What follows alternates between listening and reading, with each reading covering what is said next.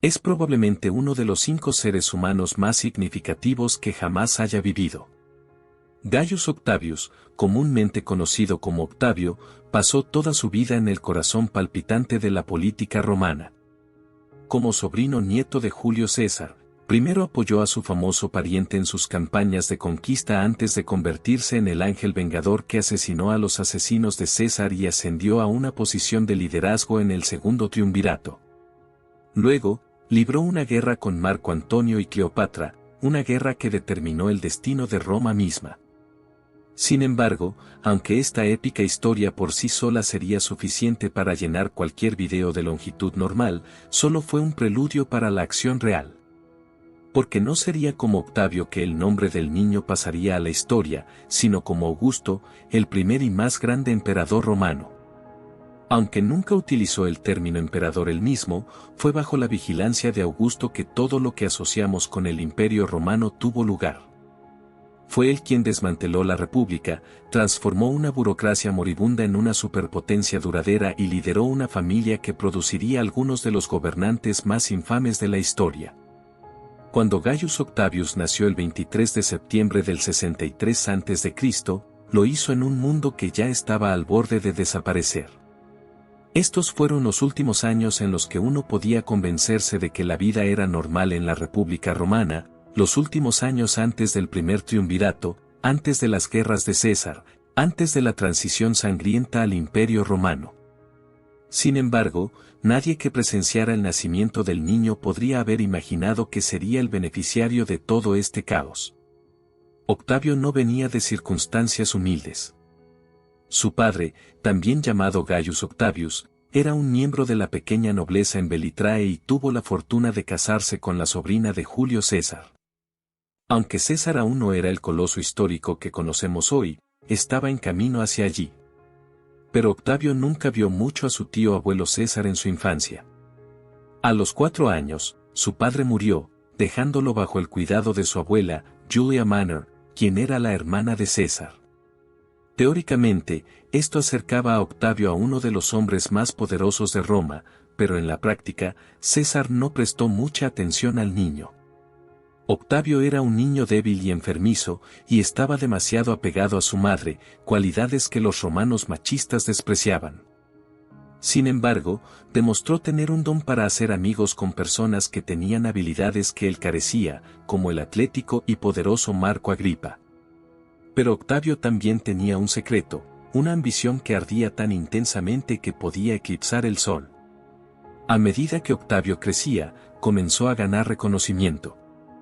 En el 51 a.C., su abuela Julia Manor murió, y él fue elegido para pronunciar el discurso en su funeral. Unos años después, se convirtió en miembro del Colegio de Pontífices, uno de los sacerdocios más prestigiosos de Roma. A medida que su reconocimiento crecía, comenzó a hacer planes para el futuro. Sin embargo, cuando las cosas parecían estar a su favor, el mundo se volvió del revés. César cruzó el Rubicón en el 49 a.C., declarando la guerra y desencadenando una serie de eventos que cambiarían la historia. Octavio, enfermo como siempre, se quedó atrás mientras César marchaba hacia la gloria. Pero nadie en Roma sabía que Octavio estaba enfermo, lo consideraban un cobarde. La tragedia golpeó a Roma cuando César fue asesinado en los idus de marzo. Octavio estaba ausente en ese momento, completando su formación militar en Apolonia, Albania, junto a su amigo Agripa. Mientras tanto, Marco Antonio estaba en Roma cuando se enteró de la noticia y huyó de la ciudad convencido de que sería el próximo. Octavio no presenció el asesinato de César, pero pronto se dio cuenta de que Marco Antonio estaba conspirando contra él. Comprendió que su única opción para evitar que Marco Antonio se convirtiera en el nuevo líder de Roma era asesinarlo. Así que se unió a la lucha por el poder. En el 43 a.C., Octavio, Marco Antonio y otro partidario de César, Marco Emilio Lépido, se reunieron en una pequeña isla en un río para formar el segundo triunvirato. Sin embargo, la lucha por el poder continuó, y la huida de Casio y Bruto hacia el este fue un recordatorio de que el conflicto no había terminado. Octavio, Agripa y Lépido los persiguieron y los obligaron a enfrentarse en una batalla. En el 42 a.C., encontraron a Casio y Bruto y los forzaron a enfrentarlos en una batalla. Desafortunadamente, Octavio volvió a enfermar, lo que lo dejó incapaz de participar en la batalla. La batalla fue un empate, pero Casio murió en ese conflicto, y Bruto se suicidó. El segundo triunvirato estuvo al borde del colapso en el 41 a.C. cuando Octavio se casó con Livia Drusilla el mismo día que ella dio a luz a su hija Julia, fruto de su matrimonio anterior.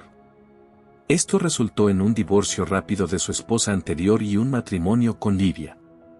Este matrimonio fue significativo porque Livia ya tenía un hijo, Tiberio, quien se convertiría en el futuro emperador Tiberio. A pesar de estos conflictos y cambios en su vida personal, Octavio continuó luchando por el poder. En el 49 a.C., cruzó el Rubicón y marchó hacia Roma, declarando la guerra a Pompeyo. Esta acción marcó un punto de no retorno y desencadenó una serie de eventos que llevaron a la consolidación de su poder. Octavio también se ganó la lealtad de su amigo Agripa, quien desempeñó un papel crucial en muchas de sus campañas militares. Juntos, lograron derrotar a Sexto Pompeyo y consolidar aún más el poder de Octavio en Roma. Sin embargo, Octavio cometió errores estratégicos, como el desastroso pacto de Brundisium en el 40 a.C., donde pareció estar dispuesto a entregar la mitad de Roma a Egipto. Estos errores proporcionaron a Octavio la oportunidad de ganar el apoyo popular al difundir propaganda negativa sobre Marco Antonio, acusándolo de volverse demasiado egipcio y alejarse de las tradiciones romanas. La guerra entre Octavio y Marco Antonio llegó a su punto culminante en la batalla de Accio en el 31 a.C., donde la flota de Agripa bloqueó a Marco Antonio en una miserable situación de asedio. La victoria fue para Octavio, y Marco Antonio y Cleopatra se suicidaron. Con la eliminación de sus rivales, Octavio finalmente se convirtió en el gobernante indiscutible de Roma. Ordenó la ejecución del joven Cesarión, el hijo de Cleopatra y Julio César, eliminando a su último rival potencial. Se convirtió en el primer ciudadano de Roma, lo que marcó el comienzo de su reinado como Augusto, el primer y más grande emperador de Roma. A lo largo de su reinado, Augusto logró transformar el caótico y moribundo sistema político de la República en una estructura de gobierno más eficiente y duradera. Mejoró la infraestructura del imperio, construyendo y reparando carreteras y estableciendo una marina permanente para patrullar el Mediterráneo. También implementó leyes de moralidad que regulaban la conducta de los ciudadanos, incluida una controvertida ley que convirtió el adulterio en un delito contra el Estado. A pesar de estas medidas impopulares, Augusto logró estabilizar Roma y establecer una paz duradera. En resumen, la vida de Octavio, que se convirtió en Augusto, es una historia de ambición, lucha y determinación. A pesar de su salud frágil y los desafíos que enfrentó, logró transformar Roma y sentar las bases del Imperio Romano que perduraría durante siglos. Su legado perdura como uno de los líderes más influyentes en la historia de la humanidad, y su reinado marcó el comienzo de una nueva era en Roma. Gracias por acompañarnos en este viaje a través de la vida de Octavio, el hombre que dio a luz al Imperio Romano.